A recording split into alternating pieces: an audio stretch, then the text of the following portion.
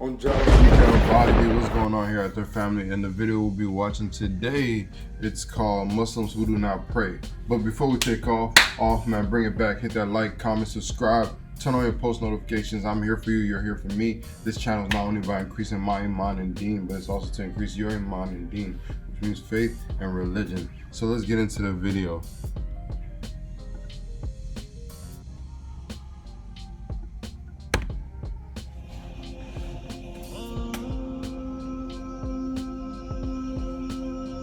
Yasin. There are actually two statements which are two different problems in the question. The first problem is Bismillah salatu wassalam ala Rasulillah. The first problem is I can't pray 5 times a day. I can't do it. Now, I don't believe you. Whoever said I can't do it, I don't believe you. You know why? Because I believe Allah. And now I didn't say I believe in Allah. I said I believe Allah. There's a difference, right? I believe in Allah means I believe Allah exists. I believe in Him. But when I say I believe Allah, it means I believe what He says. He says, subhanahu wa ta'ala, لا يكلف الله نفسا إلا وسعها. Allah does not burden anyone except unless they are able to carry that burden. This is what Allah said. Allah said He does not burden anyone with any responsibility unless they are capable of living up to that burden. This is what He said. You're saying you're not able to live up to a responsibility that Allah gave you. Isn't that true? You're saying I can't pray 5 times. It's too much. And Allah is saying yes you can. So I have a choice between believing you and believing Allah. And perhaps if you didn't realize this, maybe you're lying to yourself. Maybe you've convinced yourself because of your laziness, because of your lack of will, that you don't want to pray 5 times. Maybe you have to, I can't judge you. I don't know what the problem is. But the problem, maybe you're ashamed to pray in front of non-Muslims. People can take 15-minute cigarette breaks at work, right? They can take a break and just go hang out, do whatever. You can't pray 5 times a day. SubhanAllah. In this part of the world, when I used to work in New York City, I would see Muslims praying all over the place. In the middle of Fifth Avenue, on the curb, the guy is making salah because it's time. Or in the university, you open the copy machine room in the library, and there's like 3 guys praying right there, making salah. Muslims will pray. If there's time, we're going to pray. That's it. So that's the first thing. Allah said you can. If Allah gave this burden upon you, and He did in fact, then you can. Convince yourself of that. And rely on Allah, He'll make it easy for you. The second question is, does He really care? Does He even care if I pray or not? Now this question is actually more about, does He need my prayer or not? You're forgetting that the prayer isn't for Allah. It's for you. It's not for Allah. If all the people in the world, all they did with their life was pray to Allah, it would not make Him any richer.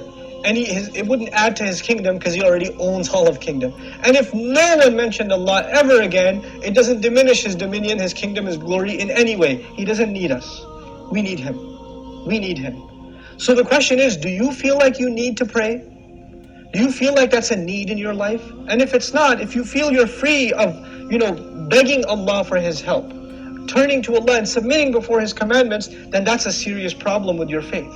It's become weak, and this question only came up because you've been distanced from Allah for so long that shaitan can come to you and say, yeah, I know you used to feel bad about not praying. Let's just get rid of that bad feeling and replace it with, well, why do I have to pray anyway? That's the next phase of that disease. The first part was at least it was diagnosed, but at least you had some bad feeling. Guilt was still there. That's a gift from Allah. When that guilt even goes away and you say, Allah doesn't need my prayer, it's all good. So long as I'm doing good. And that's the last part I want to talk about, this so long as I'm doing good part. Who defines what's good? There are 2 kinds of good in this world. Please remember this, okay? There are 2 kinds of good. There's ethical good. I'm good to my neighbor. I'm honest at work. I'm nice to people. I don't steal. I don't cheat. These are ethics, basic ethics, right? That everybody, I tell the truth. I'm honest. I pay my taxes, blah, blah, blah. These are ethical truths, okay? And I'm honest in business.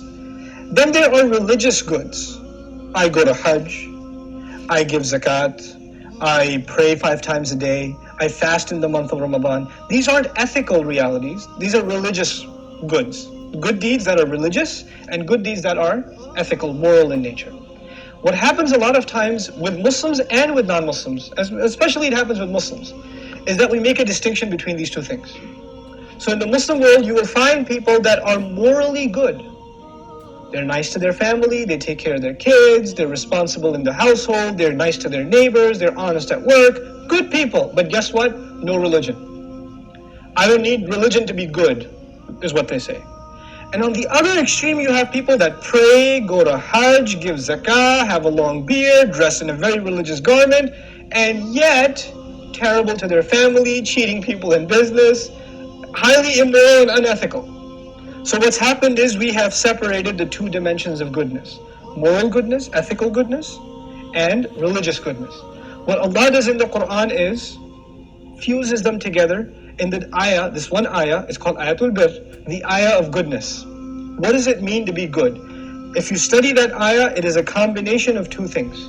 It's a combination of ethical principles like fulfilling your promises, being patient, perseverant, and also religious goodness, establishing the prayer, giving the zakah, right? So it's a combination of both of those things in one place. So if you think you are in a position to define what good is, most likely you're sticking to moral goodness and you're undermining religious goodness, like the rituals that Allah taught us. But what Allah wants is for us to have both at the same time. This is when a person is truly good. Otherwise, you're not really good. You have defined goodness for yourself and you have rejected Allah's definition of it. But we turn to Allah for guidance because we can't define things for ourselves. We want Him to define them for us. Inshallah ta'ala.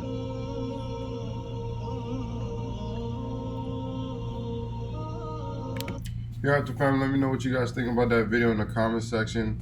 And you see the importance of Salat. It's the fundamental principle, one of the 5 pillars of Islam that we must do as Muslims. So guys, I'm giving you, may Allah help us, make it easy for us. And He actually made it really easy for us because we're only praying 5 times a day. I think initially we were supposed to pray 50 times a day. So just thank God for everything, and just keep it going. I'll talk to you guys tomorrow. Assalamu alaikum. Peace.